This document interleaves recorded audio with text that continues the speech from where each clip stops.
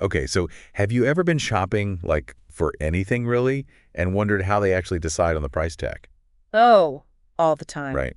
Like, is there some secret formula, Yeah. a magic 8 ball?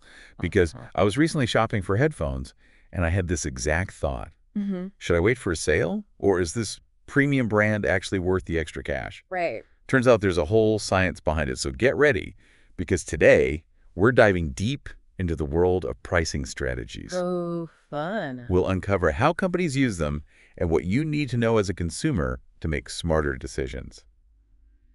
And to help us crack the code, we have our pricing expert. Welcome to the show. Thanks for having me. I'm excited to break it all down. It's more than just numbers.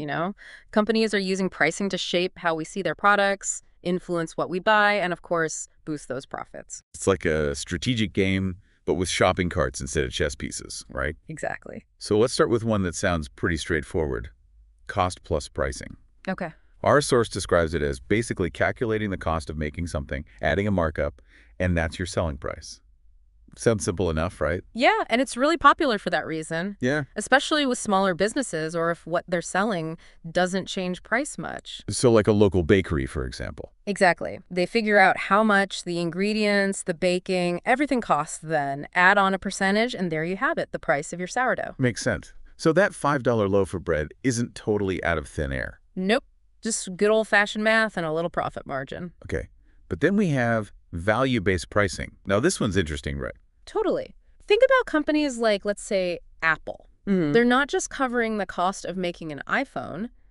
They're charging a premium because, well, people connect Apple with being the best, with innovation. It's like that I have an iPhone status symbol. Exactly. And they're willing to pay extra for it. They're buying into an image and a lifestyle. It's fascinating how they've created that perceived value, right? Yeah.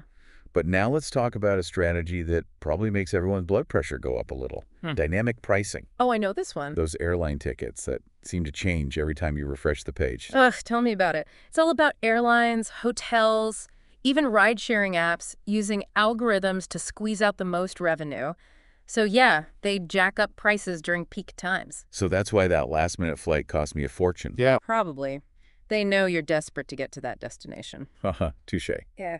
Okay, but on the flip side, does that mean I can find amazing deals if I'm flexible and book at the right time? You got it. Being a savvy traveler can really pay off. Good to know. Now let's switch gears to penetration pricing, which our source says is all about those super low prices to grab market share. Think Walmart. They hook you with those incredibly low prices, even if their profits take a hit at first. So they're playing the long game, get people in the door and hope they become loyal customers. Exactly. But what happens if everyone gets used to those low prices? Do they just raise them later? That's always the risk, right? It's a gamble companies make. All right, before we unpack how all of this impacts us as shoppers, let's hit on two more, bundle pricing and psychological pricing. Kind of seem connected, right? Totally. It's all about tapping into how we think and shop. So bundle pricing, that's like the classic buy one, get one free, Exactly. Or those value packs that seem like a steal. which are sometimes hard to resist even if you don't need two of something. So true. Why do we fall for that? What's the psychology there? I think we just love feeling like we're getting a bargain, even if we wouldn't have bought those items separately. It's like they're hacking our brains to make us think we're getting a great deal, Right.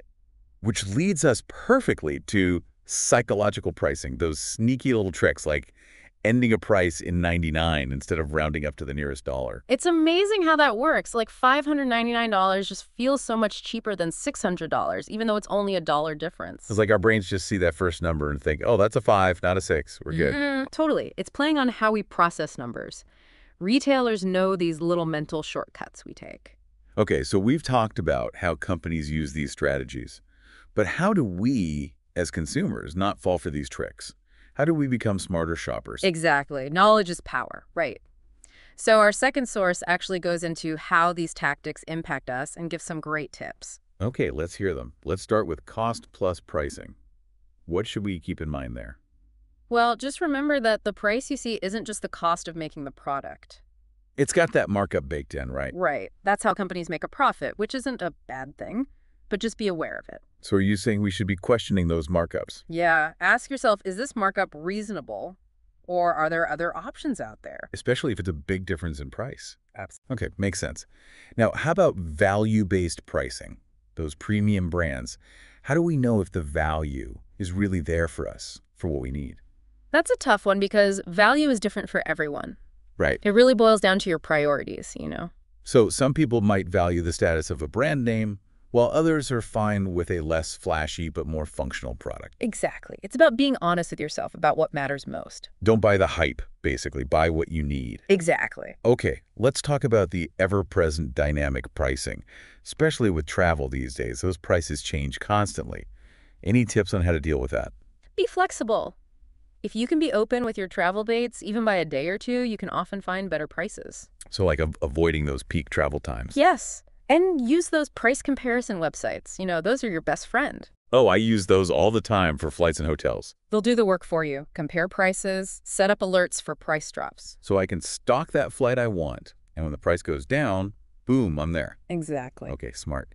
Now, bundle pricing. Those buy one, get one deals are everywhere. What's the key to avoiding overspending with those? Before you hit that add to cart button, ask yourself, would I buy these things separately? That's a good point. If the answer is no, then it's probably not a good deal, even with a discount. It's easy to get tricked into buying more than you need. Right. Okay, last but not least, those psychological pricing tactics. They're everywhere. How do we avoid falling for them? Honestly, just knowing about them is half the battle. Once you're aware of these tricks, you start seeing them everywhere. So like they're not so sneaky anymore. Oh, exactly. So when you see that sale sign or that 99 ending price, just take a breath before you buy. Hit that mental pause button. Yes. Ask yourself, do I really want this? Or am I just being swayed by marketing? I love that. It's like, don't let a sale price convince you to buy something you wouldn't normally buy. Exactly. Be in control of your spending. Don't let the pricing tricks control you. So we've covered a lot of ground today about how companies use different pricing strategies, but more importantly, how we as consumers can be more aware and make smarter decisions. Right. Because when you understand the game, you can play it a little better. Exactly. Yeah. It's all about being informed and making choices that align with your needs and your budget. I couldn't agree more. Well, that's all the time we have for today's deep dive into the fascinating world of pricing strategies. But keep this in mind. The next time you're shopping and you see a price tag, remember, there's often a lot more to it than meets the eye. Until next time, happy shopping, everyone.